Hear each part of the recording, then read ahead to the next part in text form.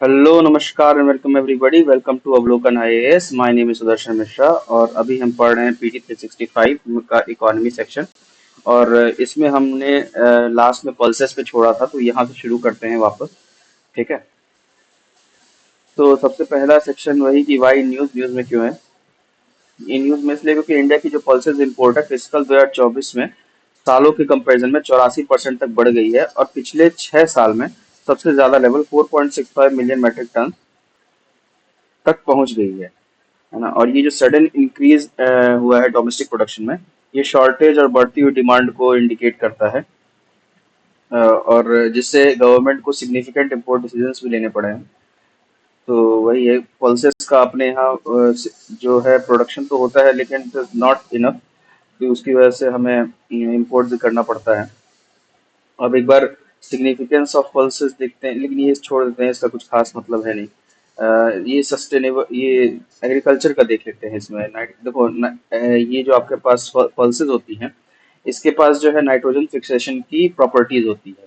ठीक है। Nitrogen fixation मतलब जो नाइट्रोजन होता है वो सॉइल में ये फिक्स करते हैं उसको। पल्सेस में जो है वो उसके रूट्स में राइजोबियम बैक्टीरिया होते हैं जो एटमॉस्फेरिक नाइट्रोजन से को क्या करते हैं, कम कैप्चर करके सॉइल में ऐड कर देते हैं, जिससे नेचुरली जो है सॉइल की फर्टिलिटी बढ़ जाती है। ठीक है। सॉइल में देखो तीन एलिमेंट्स की काफी महत्वता होती है। ठीक है। उसके नाम पे आपने सुना भी होगा, फर्टिलाइजर से बिकता है। ठीक है। एनपीके, एक है नाइट्रोजन, पोटेशियम और फास्फोरस। ठीक है। ये तीन की काफी ज्यादा महत्वता होती है एज अ। तो ये तीन अगर मतलब सही प्रोपोर्शन में रहता है तो सॉइल उतना फर्टाइल होता है, उतना अच्छा होता है वो। ठीक है। तो ये जो आपका पल्सेस है, इस ये यही काम करता है नाइट्रोजन का फिक्सेशन करके। ठीक है। नाइट्रोजन की क्वांटिटी एडिक्वेट रखता है सॉइल में, ताकि सॉइल का जो फर्टिलिटी रहे वो है वो बरकरार रहे। ठीक है। और इससे एक और चीज होता है कि क्लाइमेट चेंज मिटिगेशन में भी काफी हेल्प मिलती है, क्योंकि सिंथेटिक फर्टिलाइजर्स पे फिर डिपेंडेंट कम हो जाती है। अगर पल्सेस होते हैं तो ठीक, हम जो अलग से फर्टिलाइजर्स डालते हैं एंड जिससे ताकि सॉइल का नाइट्रोजन कंटेंट इंप्रूव हो, उसकी जगह अगर पल्सेस ग्रो हो, ठीक है, तो मिक्स्ड क्रॉपिंग में तो फिर क्या होता है कि नाइट्रोजन का फिक्सेशन हो जाता है। फिर अब हमारी फर्टिलाइजर्स पे डिपेंडेंस, सिंथेटिक फर्टिलाइजर्स पे डिपेंडेंस भी खत्म हो जाती है। खत्म नहीं, कम हो जाती है, उतना जरूरत नहीं पड़ता। जो मैं जैसे मान लो पहले अगर एक प्लॉट में, एक खेत में अगर आपको पहले 1 किलो की जरूरत पड़ती थी, तो नाइट्रोजन फिक्सेशन के बाद से वो आधा किलो या 250 ग्राम में ही काम हो जाता है। तो डिपेंडेंस भी कम हुई, इससे एनवायरमेंट को भी नुकसान कम से कम पड़ा। ठीक है। ग्रीन हाउस गैस के इमिशंस भी रिड्यूस हो गए। और पल्सेस जो है वो डाइवर्स क्रॉपिंग पैटर्न और क्रॉप रोटेशन सिस्टम का भी एक इसेंशियल पार्ट होते हैं, जो ओवरऑल एग्रीकल्चर सस्टेनेबिलिटी को भी एनहांस करता है। ठीक है। तो ये सिग्निफिकेंस, ये इंपॉर्टेंट सिग्निफिकेंस था। बाकी ये दोनों तो आप थ्योरेटिकल है, ये तो आप समझ लोगे पूरी। और फिर की initiatives to promote pulses cultivation देख लेते हैं, क्या क्या इनिशिएटिव्स है गवर्नमेंट के।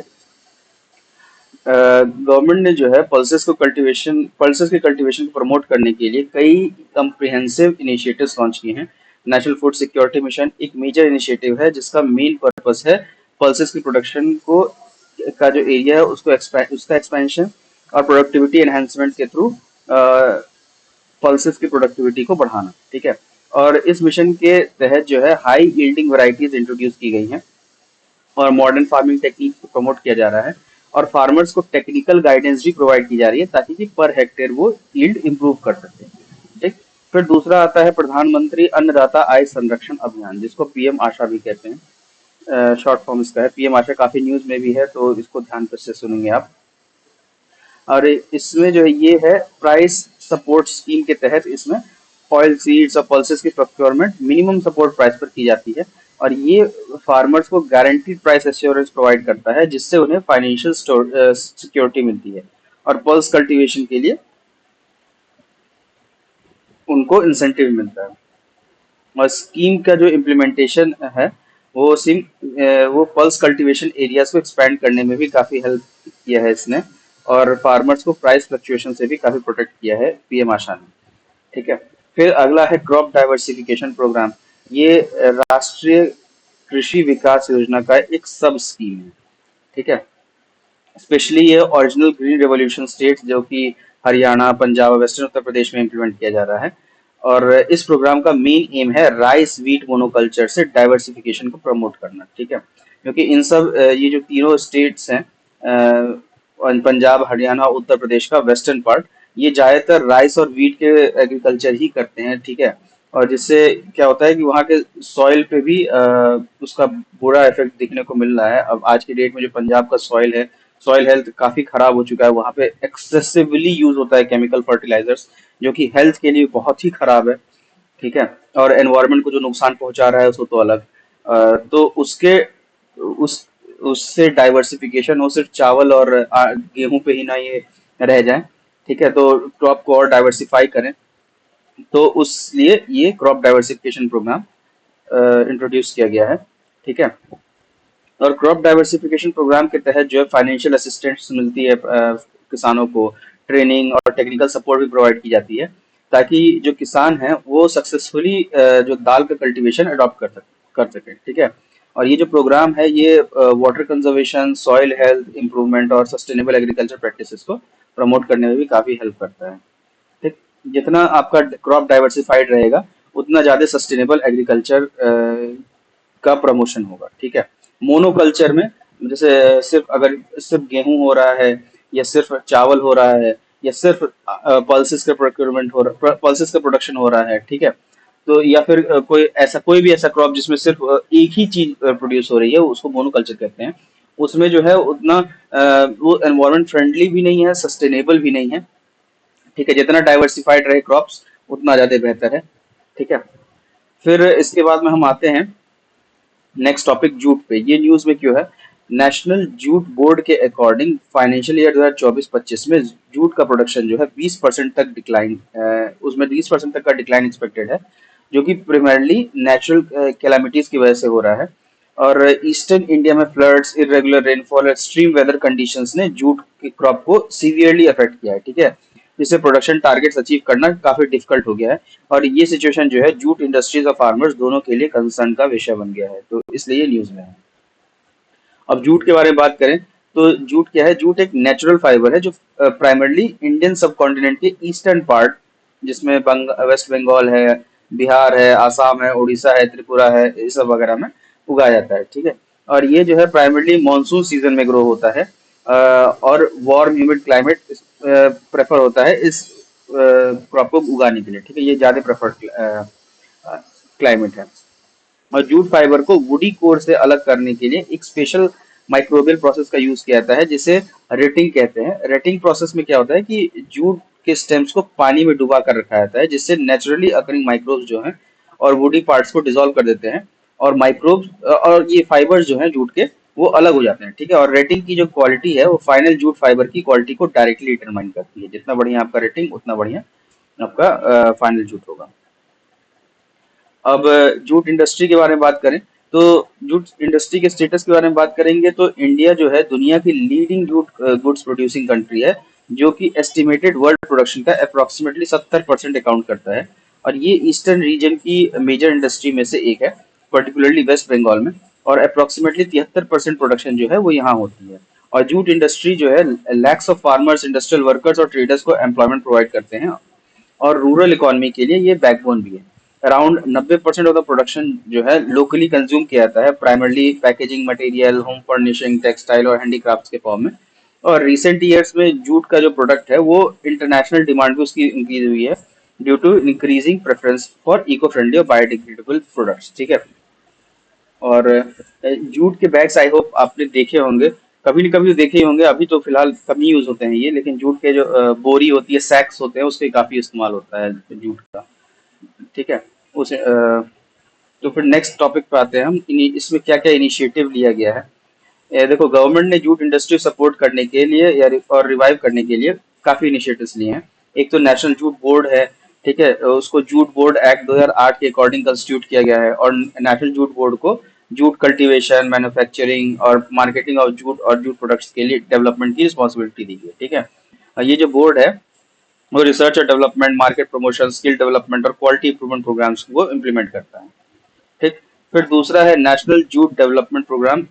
ये एक कम्प्रिहेंसिव अम्ब्रेला स्कीम है जो जूट इंडस्ट्री के डेवलपमेंट के लिए डिजाइन की गई है। और ये स्कीम जो है मल्टीपल एस्पेक्ट्स को कवर करती है, जैसे improve farming techniques, modernisation of jute mills, फिर डाइवर्सिफिकेशन ऑफ प्रोडक्ट्स, मतलब और जूट से सिर्फ सैक्स या बैग्स ना बना करके और बहुत सारी चीजें बनाना, ठीक है। और मार्केटिंग सपोर्ट, ठीक। और production linked incentive of the jute diversification scheme, ये एक अगला है। ये इसका एम है कि जूट डाइवर्सिफाइड प्रोडक्ट्स को ग्लोबली कॉस्ट कॉम्पिटिटिव बनाए, ठीक है।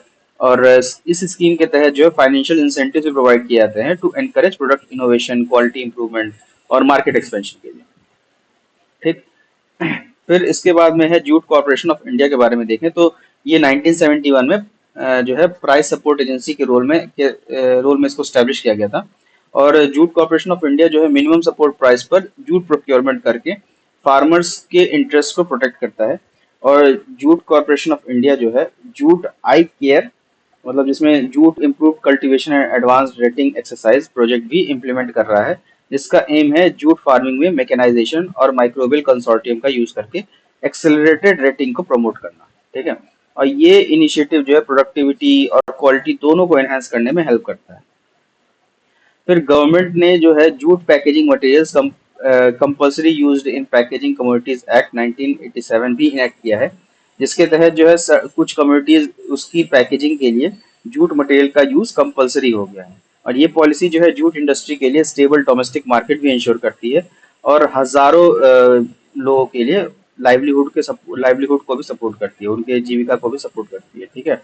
और रिसेंट ईयर्स में देखें तो गवर्नमेंट ने जूट सेक्टर में टेक्नोलॉजिकल अपग्रेडेशन और स्किल डेवलपमेंट और प्रोडक्ट डाइवर्सिफिकेशन पर भी फोकस किया है ताकि इंडस्ट्री को मॉडर्नाइज और ग्लोबली कॉम्पिटिटिव बनाया जा सके, ठीक। फिर आता है next topic, national NABARD all India rural financial inclusion survey, NAFIS, ठीक है। नाफिस 2021-22 ये न्यूज में क्यों है, क्योंकि नाबार्ड ने second all India rural financial inclusion survey NAFIS को रिलीज किया है। और ये सर्वे जो है rural development of financial inclusion के करंट स्टेटस को इवेल्युएट करता है और पॉलिसी फॉर्मेशन के लिए क्रिटिकल इंसाइट्स प्रोवाइड करता है। सर्वे के फाइंडिंग्स को पॉलिसी मेकर्स, फाइनेंशियल इंस्टीट्यूशन और डेवलपमेंट एजेंसीज के द्वारा रूरल फाइनेंसिंग लैंडस्केप को स्ट्रेंथन करने के लिए यूज किया जाता है, ठीक है। अब नाफिस के बारे में देख लेते हैं, क्या है नाफिस। नाफिस को 2016-17 में एक कॉम्प्रिहेंसिव नेशनल लेवल सर्वे के रूप में लॉन्च किया गया था, जो रूरल पॉपुलेशन के लाइवलीहुड के स्टेटस और फाइनेंशियल इंक्लूजन के लेवल, जिसमें लोन्स है, इंश्योरेंस है, पेंशन है, ठीक है, इन सब का डिटेल्ड ओवरव्यू प्रोवाइड करता है। और ये जो सर्वे है ये रूरल हाउस होल्ड के फाइनेंशियल बिहेवियर को, ठीक है, और एसेस टू फाइनेंशियल सर्विसेज उनकी कैसी है, इनकम सोर्सेज उनके क्या क्या हैं और लाइवलीहुड पैटर्न्स की कैसा है उनका, तो उसकी डिटेल्ड एनालिसिस प्रोवाइड करता है, ठीक है। और नाफिस के थ्रू जो है कलेक्ट किए गए डेटा जो होते हैं वो बेसिस करते हैं नैप इंडेक्स पे। नैप इंडेक्स क्या होता है, नैप इंडेक्स होता है नाबार्ड फाइनेंशियल इंक्लूजन इंडेक्स, और इसको कैलकुलेट किया जाता है जो फाइनेंशियल इंक्लूजन को मेजर करता है, ठीक है। अब उसके बाद में सेकेंड नाफिस जो है 2016-17 के बाद से रूरल डेवलपमेंट के इकोनॉमिक और फाइनेंशियल इंडिकेटर्स में हुए चेंज के की इनसाइट्स प्रोवाइड करता है। और ये जो सर्वे है ये स्पेशली आपके रूरल एरियाज में गवर्नमेंट स्कीम्स की पेनिट्रेशन, डिजिटल फाइनेंशियल सर्विसेज का अडॉप्शन और फाइनेंशियल लिटरेसी लेवल्स को ट्रैक करता है, ठीक है। और इसके जो रिजल्ट्स हैं उससे पॉलिसी मेकर्स को टारगेटेड इंटरवेंशंस डिजाइन करने में भी काफी हेल्प मिलती है जो डेवलपमेंट और फाइनेंशियल इंक्लूजन को एक्सेलरेट कर सकते हैं, ठीक। और दूसरा जो है नाफिस की फाइंडिंग्स जो है प्रीवियस सर्वे के कंपैरिजन में प्रोग्रेस को मेजर करने का भी अपॉर्चुनिटी प्रोवाइड करती है और फ्यूचर पॉलिसी डायरेक्शन के लिए भी ये फाउंडेशन एक तरह से सेट करती है, ठीक। इसके बाद ये बॉक्स में देख लेते हैं national bank for agriculture rural development, NABARD की फुल फॉर्म है।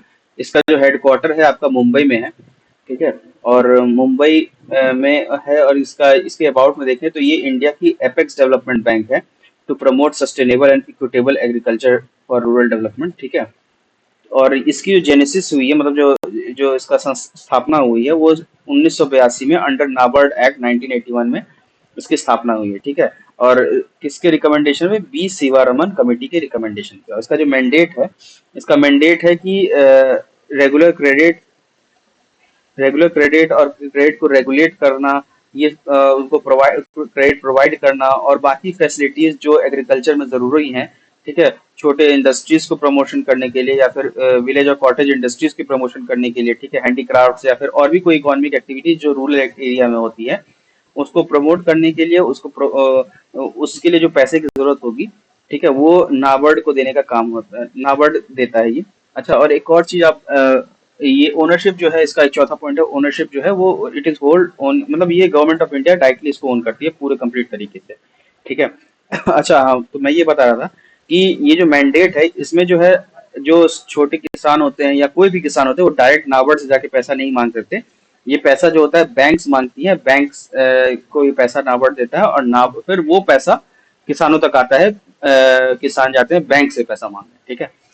तो ये डायरेक्टली नाबार्ड नहीं कैटर करता है किसानों को, ठीक, मीडियम के थ्रू कैटर करता है। फिर primary agriculture credit societies PACS, ये न्यूज में क्यों है?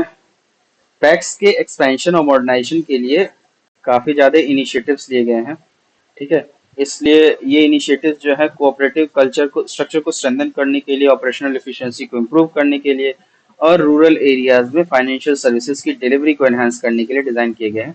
और गवर्नमेंट का एम है कि पैक्स को टेक्नोलॉजी इनेबल्ड और डाइवर्सिफाइड और फाइनेंशियली सस्टेनेबल इंस्टीट्यूशंस में ट्रांसफॉर्म करना, ठीक है।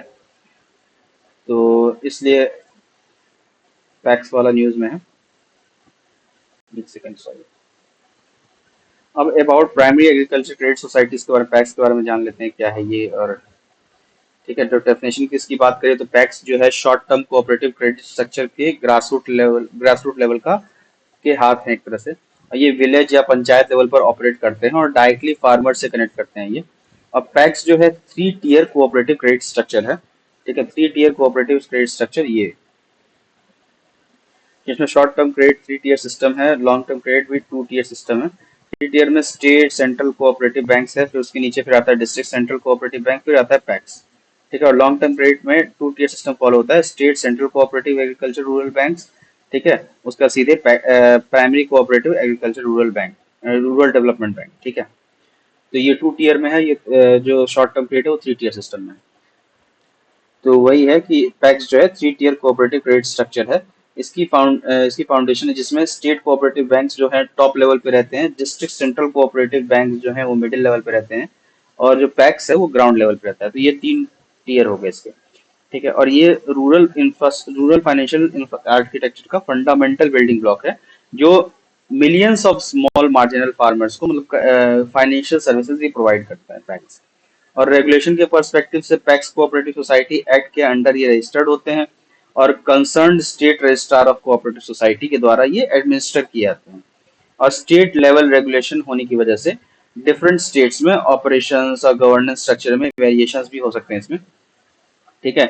फिर जो आपका एससीबी होता है और डीसीसीबी भी, ठीक है, डिस्ट्रिक्ट कोऑपरेटिव बैंक और स्टेट कोऑपरेटिव बैंक एससीबी, ठीक है, ये जो है ये भी state cooperative societies act concern के प्रोविजंस के अंडर रजिस्टर्ड होते हैं और आरबीआई के द्वारा रेगुलेट किए जाते हैं। ध्यान रखना, आरबीआई इनको रेगुलेट करता है, ठीक। और डीसीसीबी का एक मोस्ट इंपॉर्टेंट फंक्शन है पैक्स को फंड्स प्रोवाइड करना, ठीक, जो कि ऑनवर्ड लेंडिंग के लिए यूज किया जाता है। अच्छा, ये क्वेश्चन पैक्स से रिलेटेड और डीसीसीबी से रिलेटेड कि आरबीआई को कंट्रोल करता है कि नहीं, ये एक बार आ चुका है प्रीवियस ईयर क्वेश्चन में, आई थिंक 2018 में आया हुआ है ये, ठीक है। तो ये इंपॉर्टेंट है, तो इसको आप ऐसे इग्नोर मत करना, ठीक। उसके फिर हाउएवर पैक्स जो है वो बैंकिंग रेगुलेशन एक्ट 1949 के परव्यू से बाहर है। ध्यान रखना, आरबीआई इनको कंट्रोल करता है, लेकिन ये जो है बैंकिंग रेगुलेशन एक्ट 1949 से रेगुलेट नहीं होते हैं। एक second, however PACS are outside but us, sorry sorry, I am extremely sorry.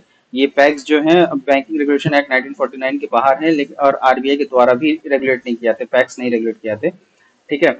ये आपके एससीबी और डीसीसीबी रेगुलेट किए जाते हैं, एक्सट्रीमली सॉरी फॉर दिस, ठीक है। पैक्स जो है ये नहीं रेगुलेट किए जाते, यहाँ तक आपका आपका ये आरबीआई का कंट्रोल रहता है, इसके नीचे ये आरबीआई का कंट्रोल नहीं रहता, ठीक। तो इतना ध्यान रखना है आपको। और रीफाइनेंसिंग की अगर बात करें, इसमें फिर वापस पैसा कहाँ से आएगा, तो वो पैक्स को नाबार्ड के द्वारा डीसीसीबी और एससीबी के थ्रू रिफाइनेंस किया जाता है। जैसे कि मैंने बताया था कि नाबार्ड डायरेक्ट पैसा नहीं देता है, वो पैसा बैंकों के थ्रू देता है, ठीक है। कोऑपरेटिव बैंक्स डिस्ट्रिक्ट लेवल पे हुए या स्टेट लेवल पे हुए, तो वो पैसा उनसे उनको वो पैसा देता है, और फिर वो बैंक्स फिर धीरे धीरे पेनिट्रेट करते करते यहाँ पे पैसा आता है, ठीक है। फिर फ्लो करते करते, ट्रिकल डाउन करते करते, ठीक। पैक्स के फंक्शंस में बात करें तो पैक्स के फंक्शंस में mainly short term credit loans देना होता है, और अदर इनपुट सर्विसेज प्रोवाइड करना भी होता है, जैसे बीज हुआ, फर्टिलाइजर खाद हुआ, फर्टिलाइजर, पेस्टिसाइड हुआ, कीटनाशक वगैरह, ठीक है। ये सब डिस्ट्रीब्यूशन करते हैं, और जो जितने भी उसमें पैक्स के मेंबर फार्मर्स होते हैं उनको, ठीक है। और कुछ एडवांस्ड पैक्स जो होते हैं और भी सर्विसेज ऑफर करते हैं, जैसे कि मार्केटिंग सपोर्ट हुआ, स्टोरेज फैसिलिटी हुआ, और कंज्यूमर गुड्स वगैरह, ठीक है।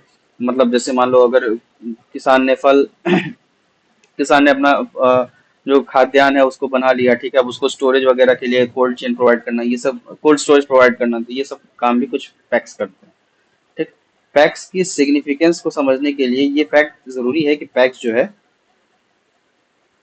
41% ऑफ द किसान क्रेडिट कार्ड के लोन्स को अकाउंट करते हैं, ठीक है, जिसमें से 95% स्मॉल और मार्जिनल फार्मर्स फार्मर्स को दिए जाते हैं।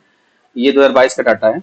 और ये स्टैटिक्स ये भी शो करता है कि जो रूरल क्रेडिट डिलीवरी में कितना क्रूशल रोल पैक्स प्ले करता है, ठीक है, स्पेशली वल्नरेबल फार्मर्स के लिए। पैक्स जो है usually first point of contact होते हैं छोटे फार्मर्स के लिए, और फाइनेंशियल सर्विसेज एसेस करने के लिए, क्योंकि ये जो है हाइपर लोकल प्रेजेंस रखते हैं, और लोकल लैंग्वेज और कस्टम से भी काफी ज्यादा फेमिलियर होते हैं, ठीक। अब कुछ इनिशिएटिव देख लेते हैं पैक्स के लिए, क्या क्या इनिशिएटिव्स लिए गए हैं।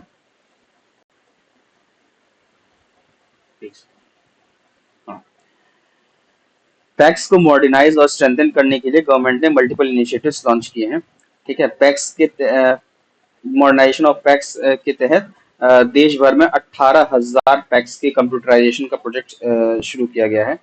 और centrally sponsored project for computerisation of PACS scheme के अंडर में गवर्नमेंट का एम है कि 63,000 फंक्शनल पैक्स को कंप्यूटराइज करना, ठीक है। और कंप्यूटराइजेशन से जो है पैक्स की ऑपरेशनल एफिशिएंसी इंप्रूव होगी, और ट्रांसपेरेंसी भी बढ़ेगी, और सर्विस जो है उनकी सर्विस डिलीवरी और ज़्यादा तेज हो जाएगी और ज़्यादा एक्यूरेट हो जाएगी, मतलब उसमें फास्टर डिलीवरी भी होगी और एक्यूरेसी भी इंप्रूव होगी। और ये जो है सिस्टम जो है अकाउंट्स मेंटेनेंस, लोन प्रोसेसिंग या और मेंबर सर्विसेज को भी काफ़ी स्ट्रीमलाइन कर देगा, तो ये बढ़िया है पैक्स के लिए। फिर दूसरा है मिनिस्ट्री ऑफ कोऑपरेशन के तहत मिनिस्ट्री ऑफ कोऑपरेशन के द्वारा inaugurated national compute cooperative database, NCD, ठीक है। कोऑपरेटिव सेक्टर के बारे में सभी इंफॉर्मेशन प्रोवाइड करता है, और ये सेंट्रलाइज्ड डेटाबेस है कोऑपरेटिव सोसाइटीज की, जिसमें रजिस्ट्रेशन, मेंबरशिप, फाइनेंशियल परफॉर्मेंस कैसी है उसकी, और बाकी ऑपरेशंस के बारे में भी कॉम्प्रिहेंसिव डेटा उसमें मेंटेन हो जाता है, ठीक है। और एनसीडी की जो पॉलिसी, प्लानिंग, मॉनिटरिंग और डिसीजन मेकिंग की जो है प्रोसेस, वो भी फैसिलिटेट करता है ये एनसीडी, ठीक है। अब इसके बाद में फिर और क्या इनिशिएटिव है, हाँ और भी इनिशिएटिव्स हैं जैसे पैक्स के द्वारा 1100 additional farmer producer producer organisations का फॉर्मेशन भी इसमें शामिल है, ठीक है। और ये इनिशिएटिव जो है फार्मर्स को ज़्यादा कलेक्टिव बार्गेनिंग की पावर प्रोवाइड करता है, और वैल्यू चेन इंटीग्रेशन को भी प्रमोट करता है। और national cooperative development corporation, NCDC जिसका शॉर्ट फॉर्म है, वो स्टेट गवर्नमेंट्स को लोन्स और ग्रांट्स प्रोवाइड करता है प्राइमरी और सेकेंडरी लेवल पे कोऑपरेटिव सोसाइटीज को फाइनेंस करने के लिए, ठीक है। और ये जो फंडिंग है वो कोऑपरेटिव सेक्टर को स्ट्रेंथन करने के लिए और एक्सपैंड करने के लिए भी काफी क्रूशल है। पैक्स का जो बिजनेस पोर्टफोलियो है उसको डाइवर्सिफाई करने के लिए लॉज इनेबल किए गए हैं, जिसको पैक्स 25 से ज्यादा बिजनेस एक्टिविटीज और अंडरटेक कर सकती है पैक्स, ठीक है। और ये जो डाइवर्सिफिकेशन है वो पैक्स को मल्टीपल रेवेन्यू स्ट्रीम्स डेवलप करने में हेल्प करता है, और ओवरऑल फाइनेंशियल वायबिलिटी को भी इम्प्रूव करता है।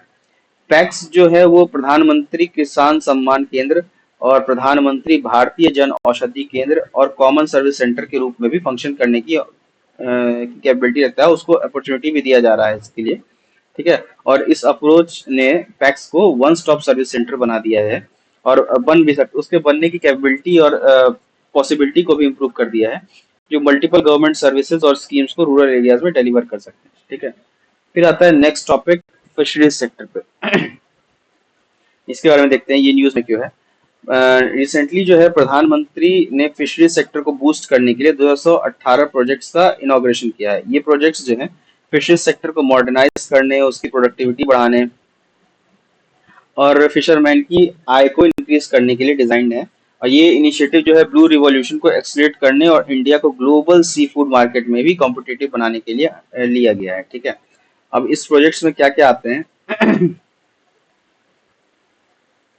अ, एक तो national roll out of vessel communication and support system, ये भी शामिल है। ठीक है, ये इसरो के द्वारा डेवलप की गई इंडिजिनस टेक्नोलॉजी है जो मछुआरों के साथ टू वे कम्युनिकेशन स्टैब्लिश करती है, उनकी जो इमरजेंसी रेस्क्यू और सेफ्टी को भी इंश्योर करती है।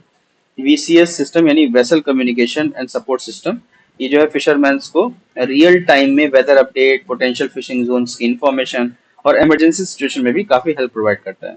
ये सिस्टम जो है specially deep sea fishing operations को और सेफ बनाता है और फिशरमैन की ओवरऑल सेफ्टी और प्रोडक्टिविटी को भी एनहांस करता है। ठीक है, अब इसके बाद फिर दूसरा है इंटीग्रेटेड एक्वा पार्क्स का डेवलपमेंट और एडवांस टेक्नोलॉजी जैसे रिसर्कुलेटरी एक्वाकल्चर सिस्टम और बायोफ्लॉक के अडॉप्शन भी इस प्रोजेक्ट्स का हिस्सा है। ठीक है, एक्वा पार्क को जो है पीएम मत्स्य संपदा योजना के अंदर इंट्रोड्यूस किया गया था ताकि जो वेरियस फिशरीज एक्टिविटीज हैं, ठीक है, वो एक जगह पर फैसिलिटेट किया सके। और ये जो एक्वा पार्क्स हैं वो ब्रीडिंग, रियरिंग, प्रोसेसिंग, मार्केटिंग और ट्रेनिंग एक्टिविटीज के लिए इंटीग्रेटेड फैसिलिटीज प्रोवाइड करते हैं, जिससे ऑपरेशनल एफिशिएंसी बढ़ती है और वैल्यू चेन स्ट्रेंथन होती है।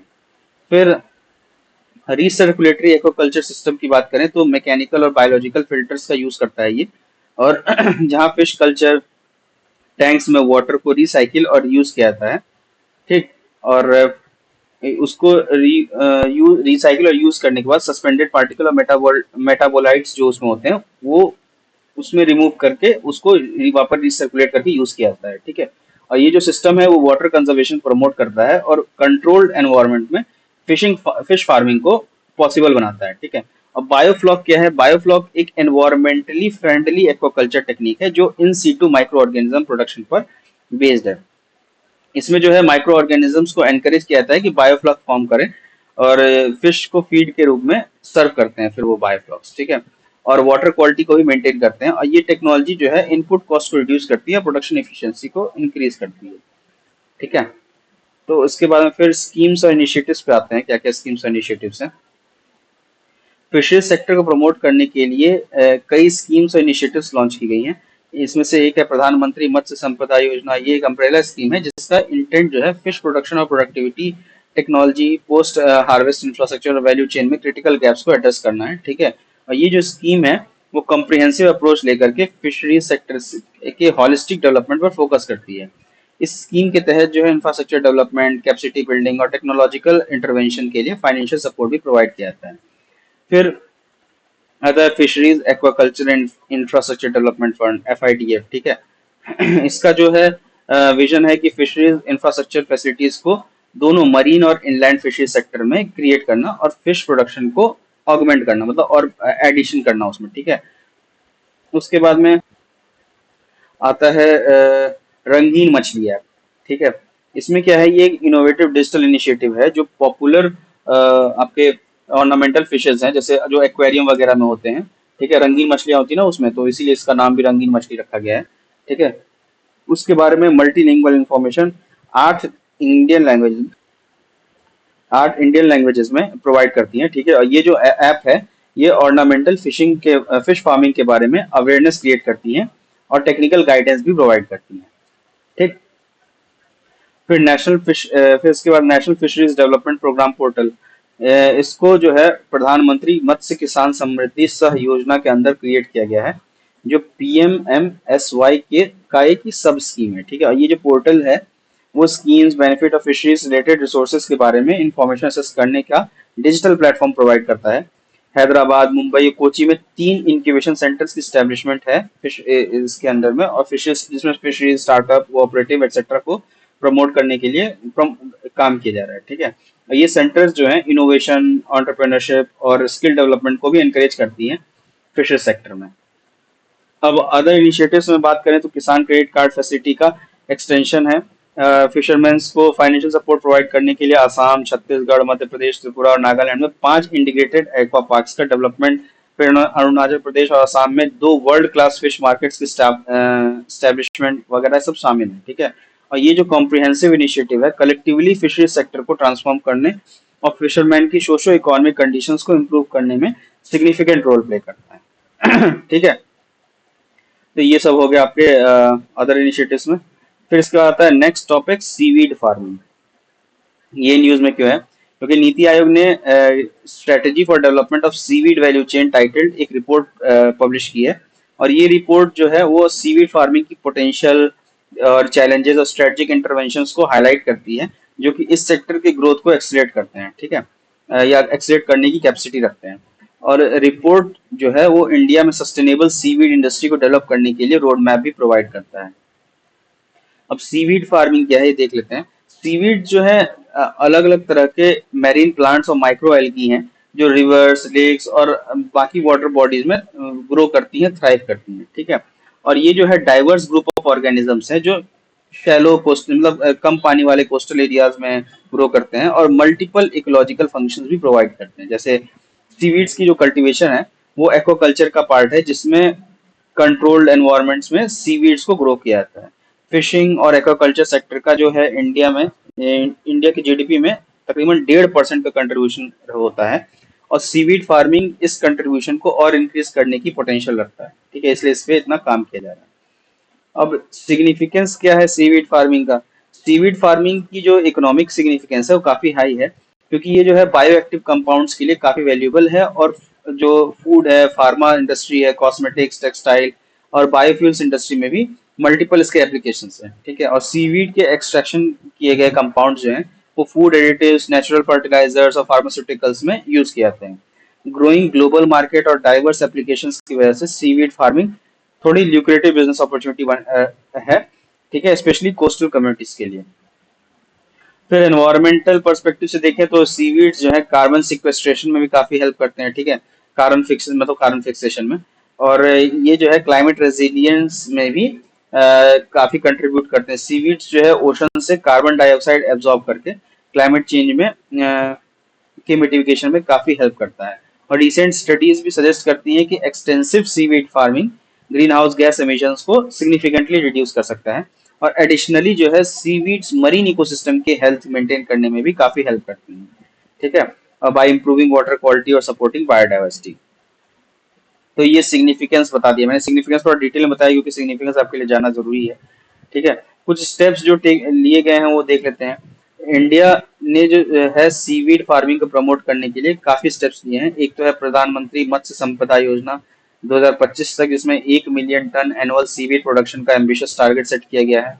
फिर इस स्कीम के तहत फाइनेंशियल सपोर्ट, ट्रेनिंग और इंफ्रास्ट्रक्चर डेवलपमेंट के लिए प्रोविजंस हैं, ताकि सीवीड फार्मिंग को लार्ज स्केल पर अडॉप्ट किया जा सके। ठीक है, फिर दूसरा है कि डॉक्टर सारस्वत नीति आयोग के चेयरमैन, मतलब वो नीति आयोग के हैं वो पर्सन। ठीक है, उनकी चेयरमैनशिप में एक एक्सपर्ट कमेटी कंस्टिट्यूट की गई है, जो इंडिया में सीवीड वैल्यू चेन के डेवलपमेंट पर ड्राफ्ट पॉलिसी को रिव्यू करेगी। ठीक है, और कमेटी में मल्टीपल स्टेक होल्डर्स को भी इन्वॉल्व करके कम्प्रिहेंसिव पॉलिसी फ्रेमवर्क को डेवलप कर रही है कमेटी, जो रिसर्च, कल्टीवेशन, प्रोसेसिंग और मार्केटिंग एस्पेक्ट्स को भी कवर करेगा। ठीक है, फिर तीसरा जो स्टेप है वो national institute of ocean technology, Atal centre for ocean science and technology for islands, NIOT एकोस्टी ने अंडमान रीजन में ऑफशोर कल्टीवेशन स्टार्ट किया है। और ये इनिशिएटिव जो है डीप सी में सीवीड फार्मिंग की फिजिबिलिटी को टेस्ट कर रहा है और स्केल अप पोटेंशियल को एक्सप्लोर कर रहा है। फिर कोस्टल कम्युनिटीज को ट्रेनिंग और टेक्निकल सपोर्ट प्रोवाइड किया जाता है, ताकि वो सक्सेसफुली सीवीड फार्मिंग को अडॉप्ट कर सकें। ठीक है, फिर एक और अगला इनिशिएटिव, लास्ट इनिशिएटिव है कि जीआईएस बेस्ड पोर्टल का डेवलपमेंट किया गया है, जिससे मैप्ड सीवीड कल्टीवेशन साइट्स को व्यू किया सके। और ये पोर्टल जो है पोटेंशियल कल्टीवेशन साइट्स को आइडेंटिफाई करके एग्जिस्टिंग फार्म्स की मॉनिटरिंग करने और एक्सपेंशन प्लानिंग के लिए डेटा ड्रिवन डिसीजंस लेने में भी काफी हेल्प करेगा। और ये पोर्टल जो है एडवांस एनालिटिक्स और सैटेलाइट इमेजरी का यूज करके सूटेबल लोकेशंस सजेस्ट करता है, और एनवायरमेंटल कंडीशंस के रियल टाइम इंफॉर्मेशन पर भी फोकस करता है। ठीक है, सॉरी फॉर द डिस्टर्बेंस। शुरू करते हैं फिर ये अगले टॉपिक पे, सेंट्रल सिल्क बोर्ड। ठीक है, रिसेंटली जो है ये न्यूज में इसलिए क्योंकि रिसेंटली सेंट्रल सिल्क बोर्ड ने प्लेटिनम जुबली सेलिब्रेट किया है, और ये माइलस्टोन जो है सेंट्रल सिल्क बोर्ड के 75 ईयर्स ऑफ सर्विस और सिल्क इंडस्ट्री के डेवलपमेंट में इसके कंट्रीब्यूशन को रिकॉग्नाइज करता है। और सेलिब्रेशन के ड्यूरिंग सिल्क इंडस्ट्री के अचीवमेंट्स को हाईलाइट किया गया है और फ्यूचर ग्रोथ स्ट्रेटजीज पे भी काफी डिस्कशन हुए हैं, तो इसलिए ये न्यूज में है। ठीक है, तो इसके बारे में आपके 75 साल इसके पूरे हुए हैं, तो थोड़ा इंपॉर्टेंट है, इस पे आप ध्यान से इसको पढ़ लेना। ठीक है, इसमें थ्योरेटिकल चीजें ही दी हुई हैं। इसका हेडक्वार्टर बेंगलोर में है। ये स्टैट्यूटरी बॉडी है, established in 1948 by an act of parliament, और मिनिस्ट्री ऑफ टेक्सटाइल्स के अंडर में ये काम करती है। ठीक है, मैंडेट और इंटरनेशनल सेरिकल्चर कमीशन के बारे में पढ़ लेना, इसमें कुछ है नहीं, सब थ्योरेटिकल समझाने वाला है। सब थ्योरेटिकल है, कुछ समझाने वाला नहीं है। फिर about silk production in India देख लेते हैं, ये क्या है इसमें।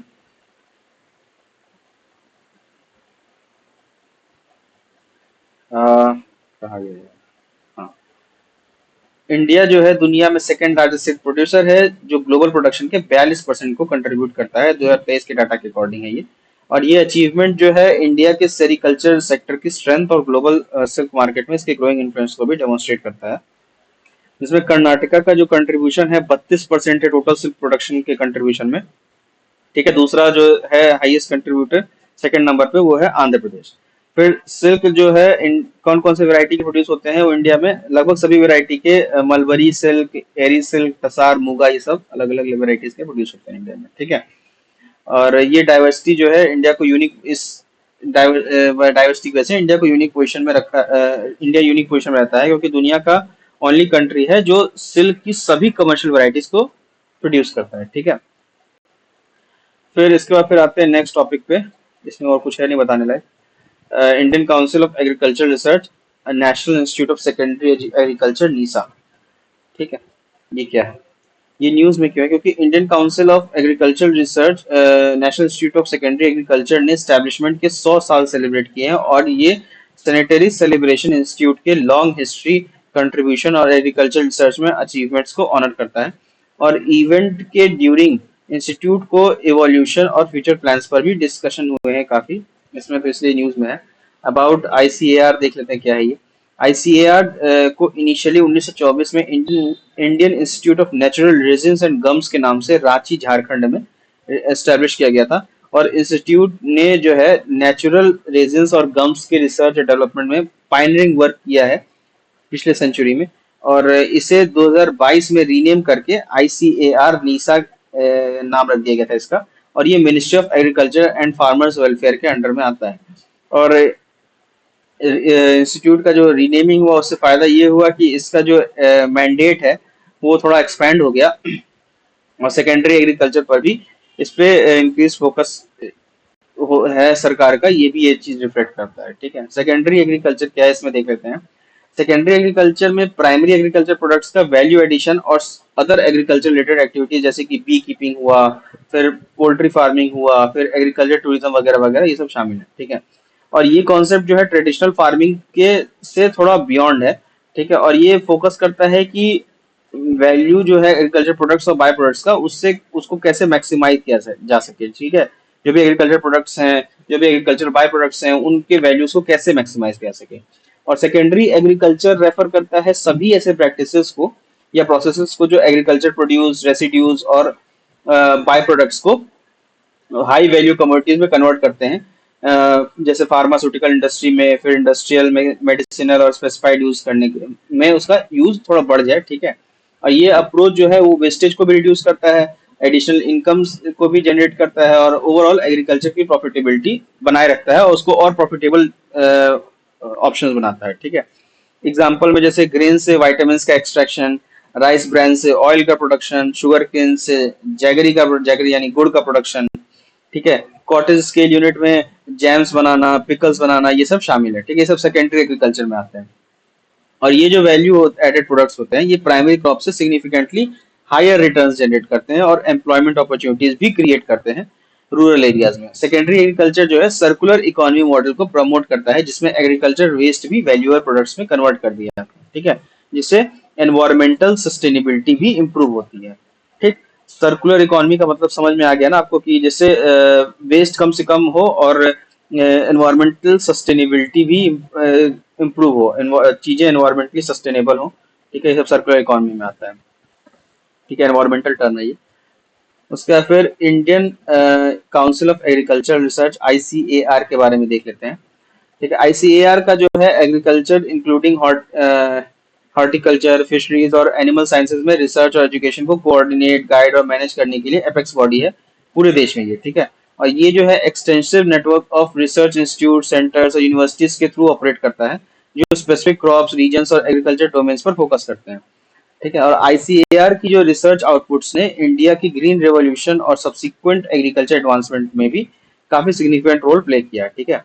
और इंस्टीट्यूट की जेनेसिस जो है वो imperial council of agriculture research के रूप में हुई थी, जिसे 16 जुलाई 1929 को सोसाइटीज रजिस्ट्रेशन एक्ट 1860 के अंडर में एक रजिस्टर्ड सोसाइटी के रूप में स्टैब्लिश किया गया था, ठीक है। और इसकी जो स्टैब्लिशमेंट है वो रॉयल कमीशन ऑन एग्रीकल्चर 1928 की रिपोर्ट की रिकमेंडेशन पर हुई थी, जो ब्रिटिश इंडिया में एग्रीकल्चर रिसर्च और एजुकेशन को स्ट्रेंथन करने के लिए की गई थी, ठीक है। और इंडिपेंडेंस के बाद जो है इंस्टीट्यूट ने Indian council of agriculture research के नाम से कंटिन्यू किया, और उसका फिर ऐसे ही इसका एक्सपेंशन भी हुआ। अब स्टेटस की बात करें इसकी, तो आईसीएआर एक ऑटोनॉमस ऑर्गेनाइजेशन है, जो department of agriculture research and education short forms का डेयर है, ठीक है, उस मिनिस्ट्री ऑफ एग्रीकल्चर के अंडर में ऑपरेट करता है। और इसका जो हेडक्वार्टर है नई दिल्ली में है। और आईसीएआर जो है नेशनल एग्रीकल्चर सिस्टम नार्स का कोऑर्डिनेटर है, और इसमें 100 प्लस इंस्टीट्यूट्स ऑपरेट करते हैं नेशन वाइड। और ये crop improvement, animal science, fisheries, agriculture engineering और नेचुरल रिसोर्स मैनेजमेंट में कटिंग एज रिसर्च भी कंडक्ट करता है। आईसीएआर की जो टेक्नोलॉजी और इनोवेशन है, उसने इंडिया को फूड सेल्फ सफिशिएंसी अचीव करने में और एग्रीकल्चर प्रोडक्टिविटी को एनहेंस करने में काफी एनेबल किया है, ठीक है। तो यहाँ पे हमारा ये सेक्शन खत्म होता है। मिलते हैं फिर नेक्स्ट सेक्शन में, ठीक है। तो यहाँ तक के लिए बस इतना ही। तब तक ये लेबर एंड एम्प्लॉयमेंट हम नेक्स्ट अगले में कवर करेंगे, ठीक है। तब तक के लिए आपको जितना पढ़ाया गया उतना पढ़ लो, ठीक, और उसको रिवाइज करो। और उसके आगे का अगर आपके पास है, और अगर आपने नहीं पढ़ा है तो कोई बात नहीं, अगर पढ़ सकते हो तो इसको पढ़ लेना। जो डाउट हो गए अगले लेक्चर में तो आप डाउट डायरेक्टली पूछ सकते हो, ठीक है। क्योंकि हम काफी फास्ट पेस में इसको कवर करेंगे। जो भी डाउट होगा आप कमेंट में तुरंत तुरंत पूछ लेना। वैसे भी तो आप लोग डाउट पूछते नहीं हो, पता नहीं क्यों। लगता है आपको सब कुछ समझ में आ रहा है, तो ये तो काफी अच्छी बात है अगर सब समझ में आ रहा है तो, ठीक है। डाउट्स पूछो, जितना डाउट्स पूछोगे आपके कॉन्सेप्ट्स उतने क्लियर होंगे, ठीक है। और हमें भी पता चलेगा कि हम कहाँ मिस्टेक कर रहे हैं आपको समझाने में, या फिर कहीं अगर हम ब्लैक कर रहे हैं तो भी पता चलेगा कि हाँ हम ये चीज़ इसे समझा नहीं पाए, हम उस पर और इम्प्रूवमेंट करने की कोशिश करेंगे। तो ये दोनों के लिए विन विन सिचुएशन होगा। तो इसलिए डाउट्स पूछो आप, ठीक है। तब तक के लिए पढ़ाई करो, ठीक है। अब टाइम तो नहीं है कुछ और वेस्ट करने का। पढ़ो, खूब पढ़ो, ठीक है। मिलते हैं नेक्स्ट लेक्चर में। तब तक के लिए धन्यवाद। जय हिंद।